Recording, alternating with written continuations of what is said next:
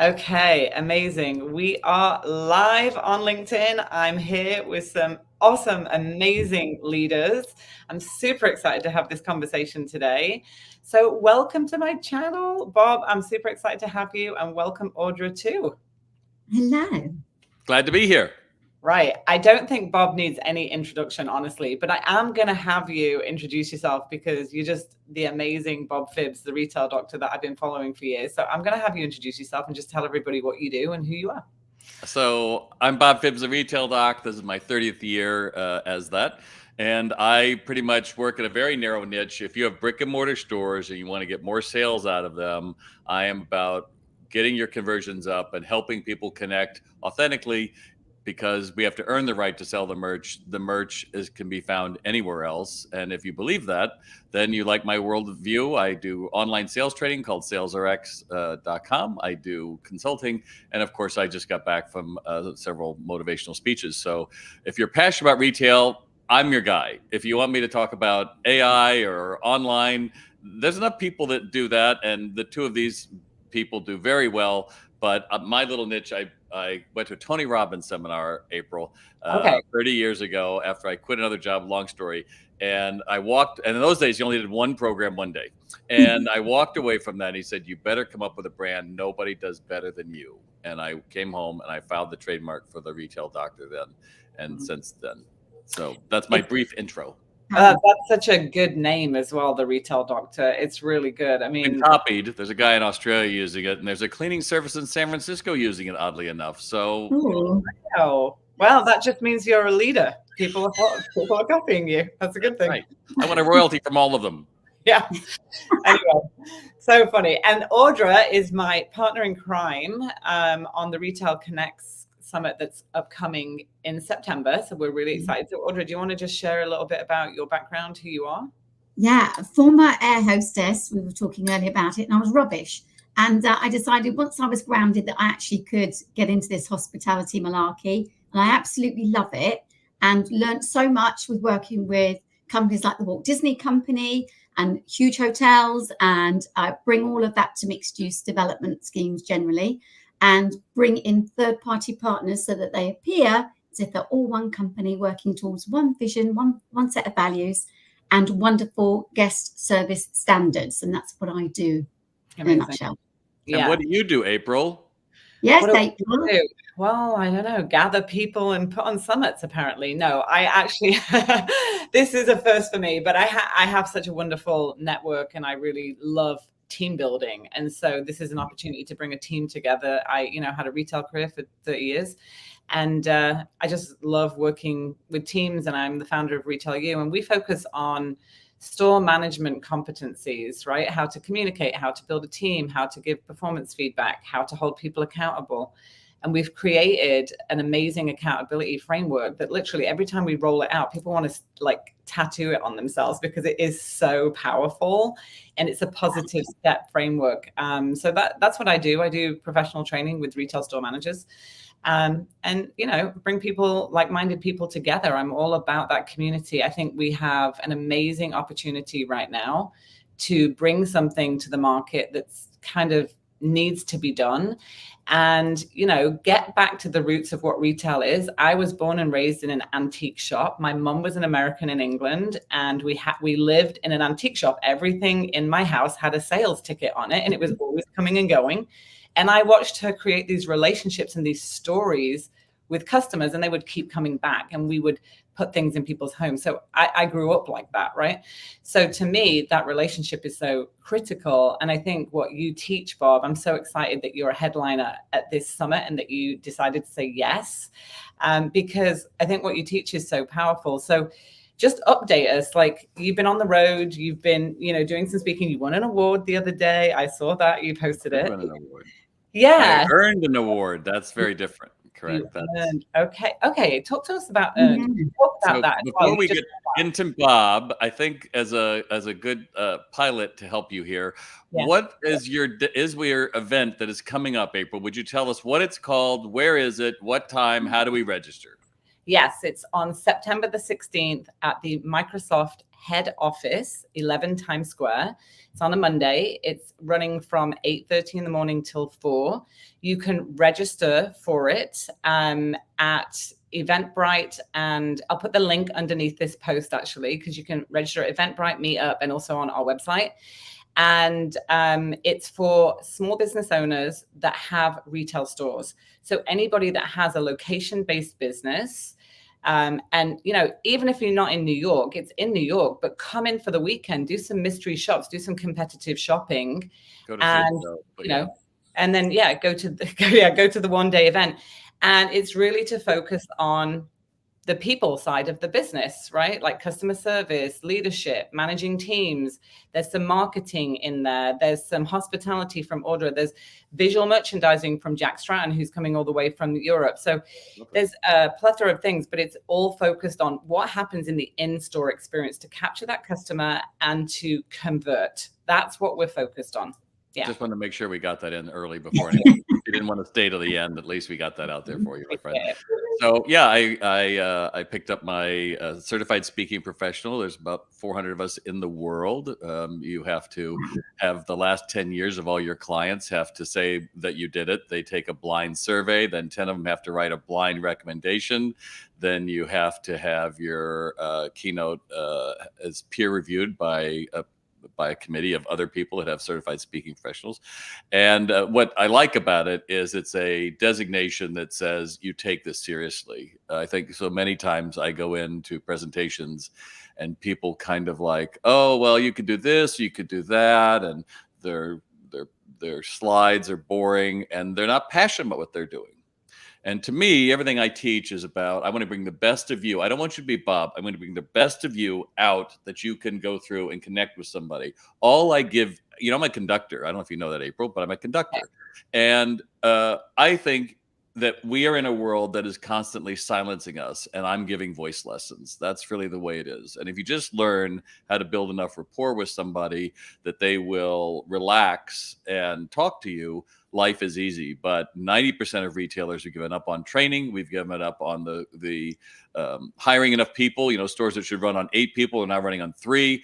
And the bean counters are like, it's fine with us. And you're like, dude, you're totally losing every bit of cachet you built over the last 20 years. Doesn't matter. That's what you need to do. Maybe you need to right size. Maybe you need to figure it out. Maybe you need to go through and stop telling us how great you are with another PR piece about your AI or curb collect or whatever crap it is, and actually walk your store and actually talk to your managers and actually talk to your associates and actually connect with them.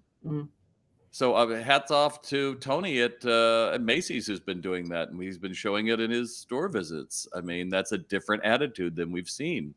I'll get off my high horse and let you two talk now. No, I think it's such a good conversation. I mean, connecting principles. I'm a John Maxwell coach too, right? And so I train out in my leadership workshops the 5 connecting principles. I tweak them from my experience and retail experience to running stores, but it's so important. There's a lack. I love that you said that about this. There's a lack of connection now with the phones, right? Like literally, I was on a call the other day and everybody was like, just put, even putting phone on a table turned down or putting it on like a countertop POS, it's still there. It's still disconnecting people. And I find that just teaching people those connecting principles, one of them is like not to make assumptions and ask more questions, which is exactly what you do with the client. I'm just doing it with manager to associate. You're doing it with everybody to the customer, right? So what's something that you see?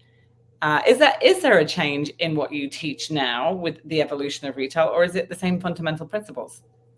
What's funny is if you just read How to Win Friends and Influence People from Dale Carnegie from 1930, you would probably be successful. Because I read all those things when I was growing up. I was growing up in retail, I was hungry for whatever it was. So Zig Ziglar, See You at the Top, Og Mandino, greatest salesman in the world, make power of thinking big.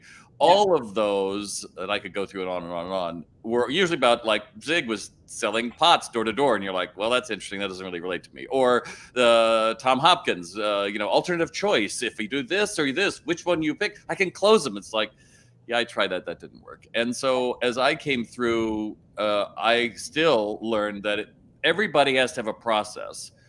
Bad or good, when you let it be the Wild West, when I walk in, you're pretty much left with, hi, can I help you find something? Everything's 20% off today. Oh, and we have a 50% off, right? As people are walking by them, turnover has never been greater, because what we're essentially saying is, April, I want you to leave your brain in the car. And oh, by the way, Audra, what you're doing is you're filling 20 orders of sheets today. So get your butt back there and start making a box. And we wonder, like, why is retail so hard? Oh, and by the way, Audra, we're going to give you a little headset so you can hear everybody telling you what to do. Oh, and by the way, April, you're also going to be answering the phone. Oh, and also there's 7 apps that'll be talking to you. You need to go fill up this merchandise or check that. Like, wow, who wouldn't want that for $12 an hour? Right. And then we wonder why customers are so frustrated when they are not met with anything.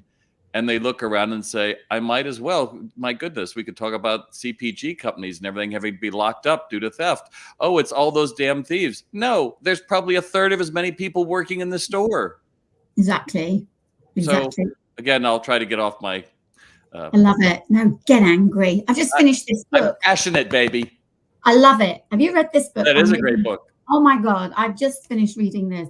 It's been out there a while, but I love everything that you're saying. I love the fact that they were addressing everything, and then they had COVID to deal with as well. So how you strip back but still give an amazing service, because actually the service element is free, isn't it? You don't have to spend $1 million on you being pleasant and polite and using your own skill set to make someone feel amazing. It's not that bloody difficult, is it? But it seems to be, and keep attaching a dollar sign to just being reasonable and wonderful and unreasonably fabulous and all the rest of it. I don't understand why there's a disconnect. But we don't understand that you're teaching confidence and hope in a cynical world. Yeah. You've got people who are coming in, defining your brand, because, and let's face it, any kid working for you, they're looking at this shirt like, really, $150? I can get it on a marketplace for half that. Or why am I selling this crap? And so we don't connect with them. And the problem is, if you don't make their day, they're never going to make the customer's day. But then I read like these press releases. I keep going back to press releases like, oh, look how great we are. We're doing all these great things. And I walk in the stores like, this is smoke and mirrors. Like, these people hate working here. Yeah. They don't want to talk to anyone. And, you know, the other thing we're dealing with, and no one talks about, Prof G talks about a lot, the lack of opportunity for young men because they don't have social skills. And unless they go to college, a woman's not going to want to get together with them.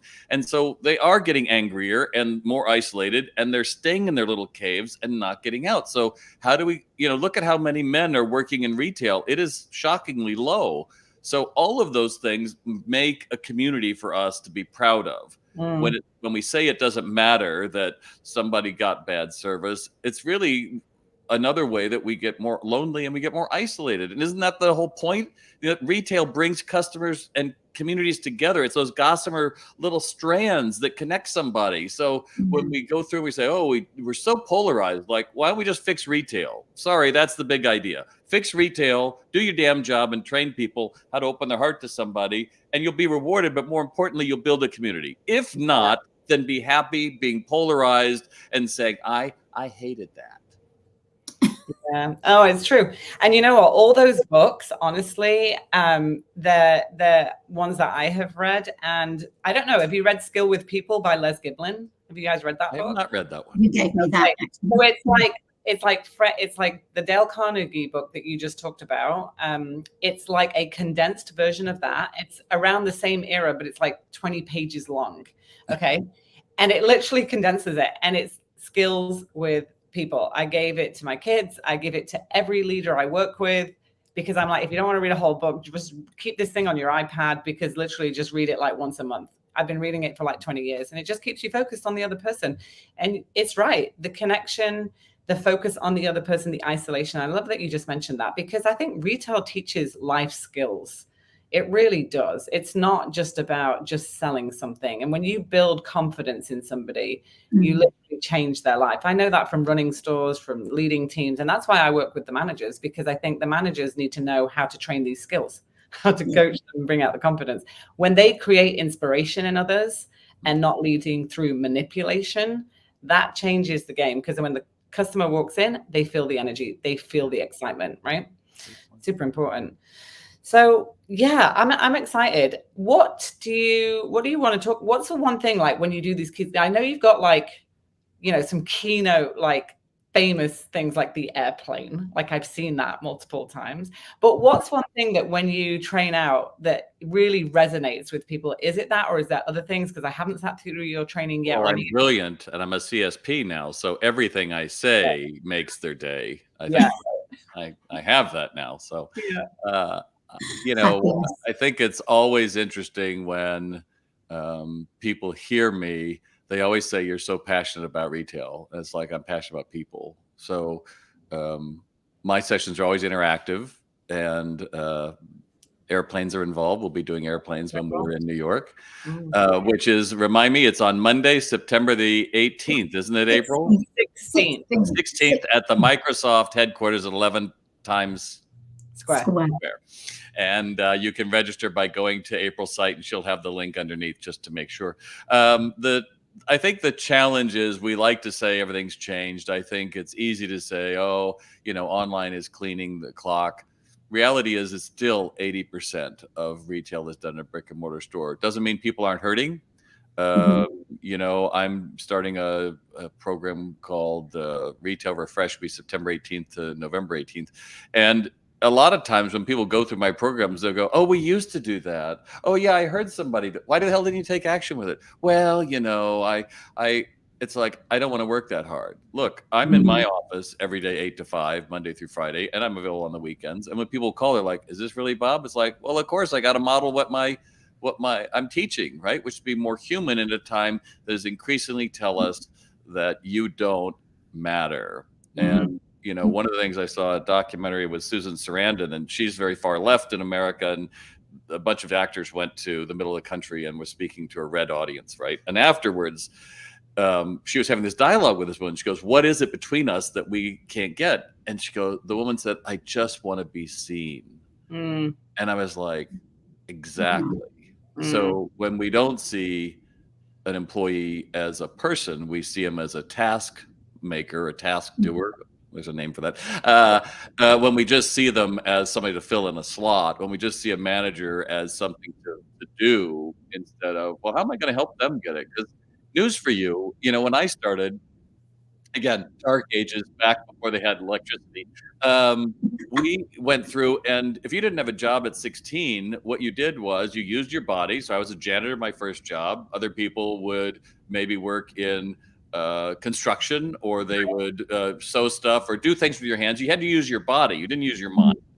And then retail was like, well, I'll, you know, work retail, I'll just do that. Or you'd work at McDonald's, and then it became Starbucks, and those were places you'd feel good about, right? But the challenge now is that young people at 16 could be an Uber driver. They could go through and have their own side hacks, and they probably do. So instead of like, oh my God, think of how can I train more so that they'll be more successful in their side hustle or whatever it's going to be.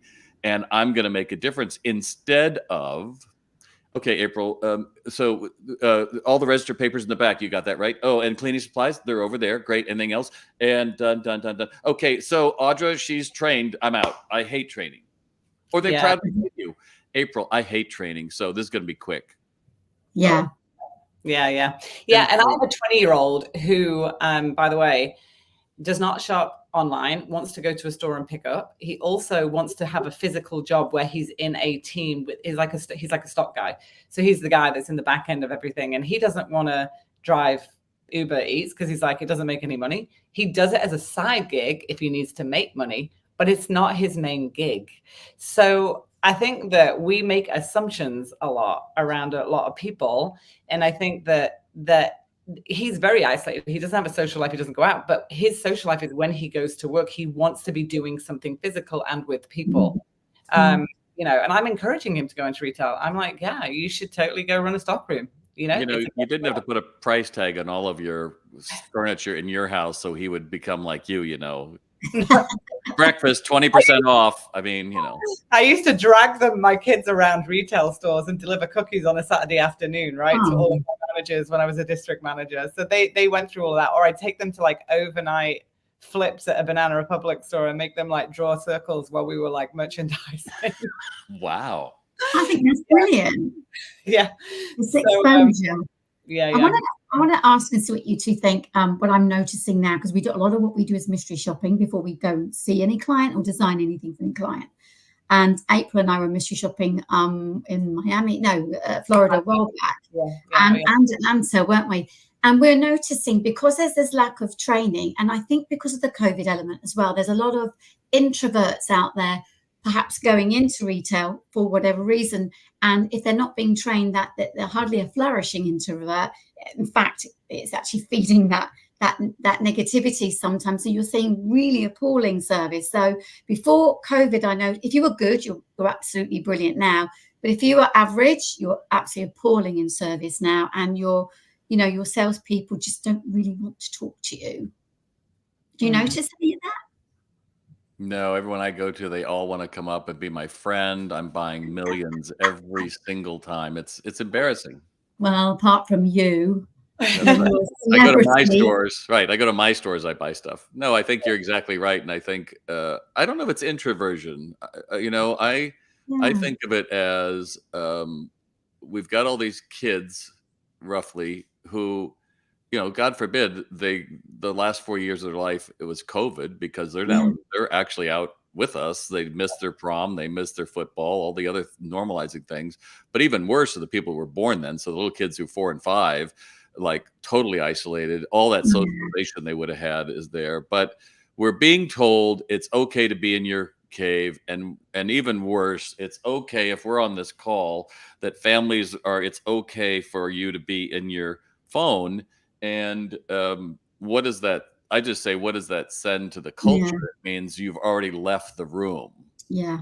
Right. Well, I'm seeing that in classes, people bringing their phones. Or I went into a supermarket the other day, and the woman on the cash, on the register, was talking to her boyfriend on the phone. She had a headset, device, and she was doing my shopping. And I thought she was talking to me at first, so I was answering and saying, "I don't understand you." And then she said, "No, I'm talking to my boyfriend." I was in United First Class coming home to Newark, and she served half of our breakfast. Thank goodness one was mine. And then she just stood up in the galley, and I'm seeing her like go to their phone. And I'm like, you still have another like 10 people to serve. What are you doing? It's like, you're not hiding. You're right there. It's an addiction though, right? It is an addiction. And I work on mindset training as well as leadership, and like releasing those addictions. And this is all a bit metaphysical. I'm not going to get into it today, but the chemicals that creates in your brain from serotonin, all of these different things that happen, and we're in a world of addictions to certain chemicals that are being created right now, and we have to master. That's why some of the leadership training I do, we go into like how to move through limiting beliefs and shift those, because you have to be able to do that to think about what possibilities and what goals you can achieve, and with the people in your store. So that's something that just keeps coming up and keeps getting asked for over and over and over again from clients. And it's the one thing that when we do surveys, it sticks. It's like that piece, I took it back and I really started to think about my subconscious and limiting beliefs. And, it all makes sense because we kind of logicalize it. So it really sees like accountability steps in it. I mean, at the end of the day, retailers can say what they want, but if they don't train people and they don't have expectations around customer service and how you operate and function, like you said at the beginning, you just won't have a successful team. You have to train people. I grew up in the era of working for big companies where I was trained exceptionally well, and I took that with me everywhere, and I took time to train people, and that's what made me successful. And I took hospitality that I had learned in the first 7 years of my career and took it into retail. That's why I think it's powerful, Audra, having you involved, because you bring this hospitality experience, which is exactly what Bob teaches as well, but with this different kind of spin. So super excited about all the speakers and everybody that's coming together. And it's at the head office in Times Square, Microsoft. What day is it? September the 16th. It's coming up. So everybody's pricing on tickets right now. So you got to get your tickets now. And it is limited seating. So, you know, once it's gone, it's gone. So you really want to get there. So yeah, with that, there's a question in the chat. Are you guys recording it? No, we're not recording it. It won't be recorded. You have to be live there. No, we're not recording that, but recording this so you can rewatch our fabulous over and over again, Steve. Yes. That must be Steve Wunsch. He is a brilliant trainer and totally understands. So he said he was going to be on the call today, so I'm glad to see Steve there. And he coined a wonderful phrase, the insanity of humanity. We've been working on something, trying to bring humanity to customer service. So hi, Steve. Thank you for joining us. Thank you. All right. Well, we're coming up on time. It's always a great, conversation. Lots of fun hanging out with you guys because I just love what you do and the passion that you bring to the industry and all the training and the support that you give people and just the insights. I think it's just amazing. So my clients are the best teachers because, you know, when you put it out in the wild and you get people to say, wow, that changed my life and changed my way I talk to my wife, you're like, wow, that's pretty amazing. And, Sales RX, my online training, it's like college course for sales. You know, when people say, do you have a TikTok of this that you could just, send it out for 30 seconds? Like, that's worthless. Yeah. Right. As you all know, if you really want to get an exceptional experience, you have to know exactly what am I trying to teach? How am I going to make it interactive? How do I know they did it? How am I going to hold them accountable? And then what if they don't? Or what if they did? Right. It's both sides of it. 100%. Yeah. And I've gone through some of your Sales RX and it's very good. Like I refer that to people that I'm working with because it's really, really well done. So yeah. I can't wait to see the delegates' faces when you get up there, Bob, because there's going to be so many golden nuggets that they just haven't been exposed to themselves, right? A lot of people do this through baptism by fire. I've known a lot of clients who's like, I just threw myself into it. I didn't know what I was doing. And because they've got a great belief in their products, whatever, but having that backup of, what to do when things don't work out or you don't understand how to manage people or processes, I think it's going to be amazing for people to learn from you and the rest of the speakers. There's so much information that they can take away. So I'm extremely privileged to sit and I'll be the one in the front with my tongue hanging out, dribbling. We know that. We know that.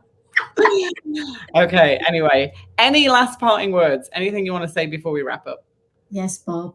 I just think you should be there on Monday, September 16th at Microsoft to come hear all of us and all the good stuff that's there because frankly, your whole life is decided in about 10 seconds. If you were to go back to your life and say, I had 10 seconds, that change made everything. The time I just happened to be at Tony Robbins, the time I happened to call up the New York Times, they did a feature on me, the time that I missed that one thing I should have done. Well, don't let this be your 10 seconds and look back and regret and say, oh, I could have, I would have, well, you're doing the best you can right now. And one of the hardest things we have to do as human beings is surround ourselves with people who are positive. Because if you're on those negative chat lines, I was looking at a few on Facebook, like, oh, you should go join this. Like, what a crack. Why would you go here?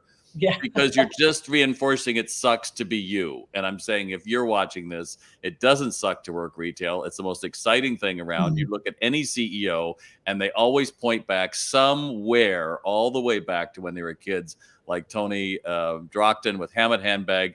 He remembers when he was 7 and he was sweeping out his dad's grocery store in Ohio. And that was the way he learned how to have customer service, by how his dad passed it on. Well, most people don't have dads and mentors like that anymore. And so you're either going to randomly come into them or you're going to hire a consultant who gives a damn and says, we can be better. And if you believe that, then you should join us on Monday, September 16th at the Microsoft office at 11 Times Square in New York City. If you don't, you have no one but yourself to blame. Brilliant. And on that note, I just want to thank you. And we'll see you on September the 16th. Thank you. Bye. Thank you.